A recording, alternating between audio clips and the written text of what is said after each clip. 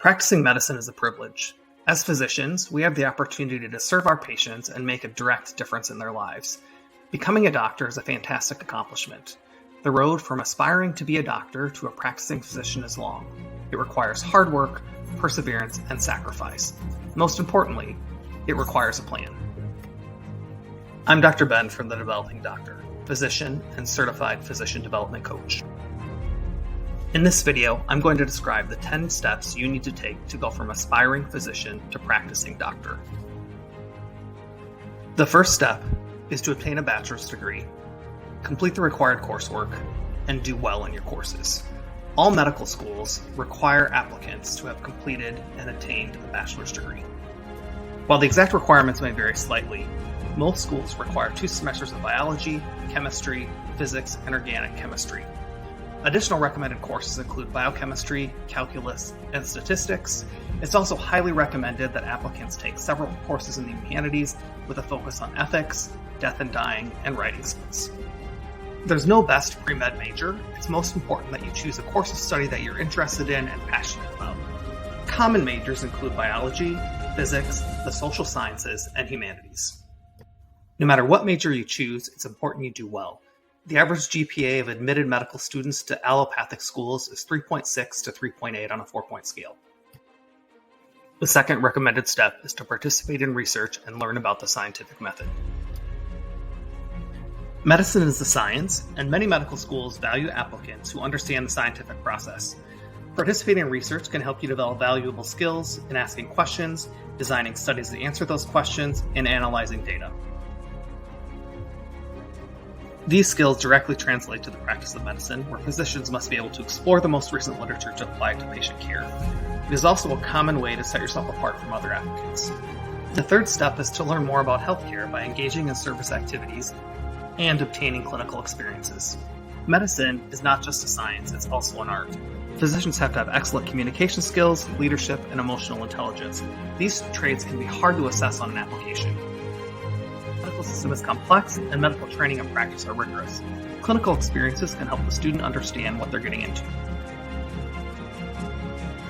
No matter what type of extracurricular activity you participate in, whether it's campaigning for social justice, serving as a leader in a student organization, participating in athletics, or even volunteering at a local animal shelter, the most important thing is it's something you enjoy and allows you to build leadership skills.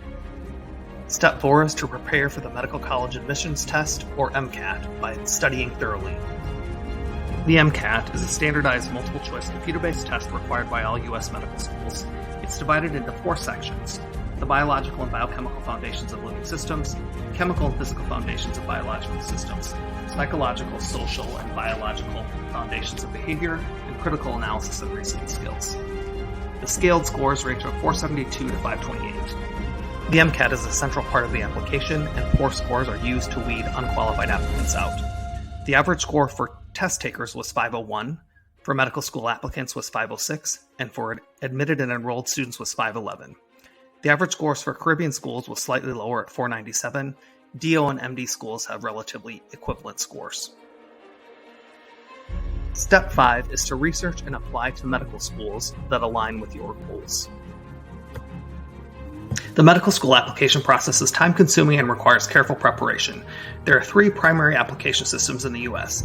the American Medical Colleges Application Services, the American Association of Colleges of Osteopathic Medicine Application Service, and the Texas Medical and Dental Schools Application Service.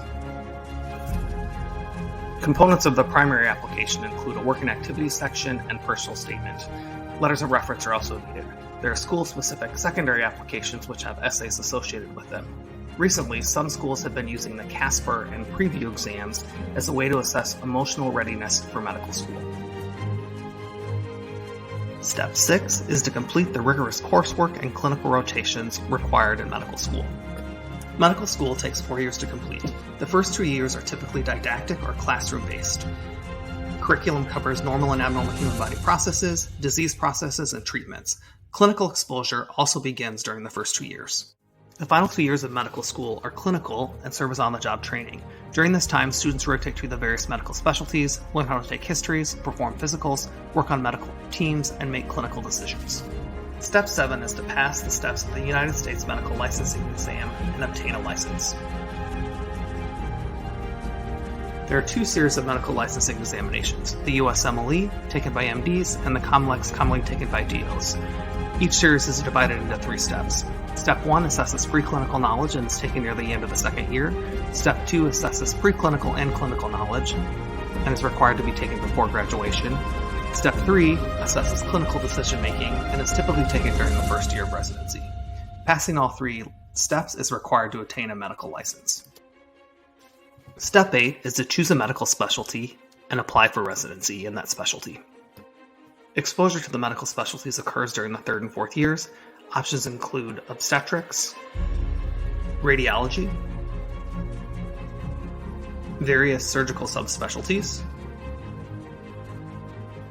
and pediatrics, just to name a few. The residency application process is centralized, similar to that for medical school.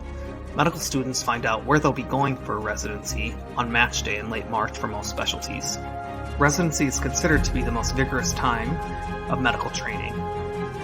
The length of the residency varies depending upon the specialty, commonly from 3 to 7 years. Step 9 is to become board certified in your medical specialty. Board certification is a way for a physician to demonstrate expertise in their specialty.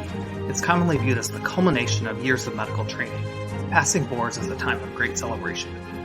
The final step in the medical education process is to continually expand your knowledge throughout your career through continuing medical education. The CME requirements vary by state and specialty. Achieving your dream of becoming a doctor requires dedication, perseverance, and a lifelong commitment to learning.